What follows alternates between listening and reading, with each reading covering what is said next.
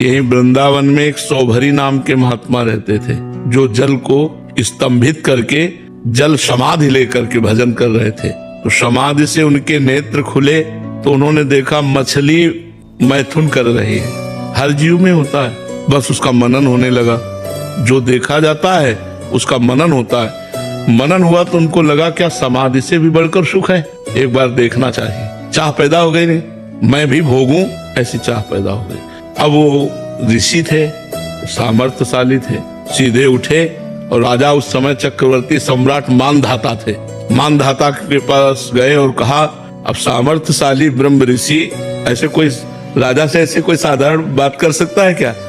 उन्होंने कहा अपनी पुत्री प्रदान करो। तो वो भी बड़े प्रवीण थे कि ना कहता हूं तो शाप दे देंगे, और हाँ कहता हूं तो कहा महलों की राजकुमारी, और कहा उनके शरीर से मछली जैसी दुर्गंध भी आ रही थी, क्योंकि जल में समाधिस्थ रहते, हड्डी हड्डी शरीर में।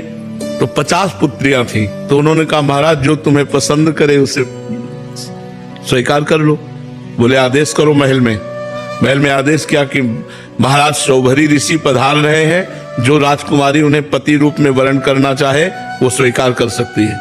महाराज सौभरी ने रास्ते में अपना ऐसा रूप बनाया, और तपस्वी थे कि 50 मोहित हो गई। तो 50 पुत्रियों के साथ ब्याह किया, और एक दिन 50 की फिर संतानें हुई। सब ऐसे तो एक दिन बैठे थे, पूरा परिवार देखकर अरे बोले कहाँ फंस गया, कहाँ जिस माया के विघ्न से बचने के लिए जल में समाधि लेकर भजन करता था, मछली के मैथुन क्रीड़ा को देखकर ये सब।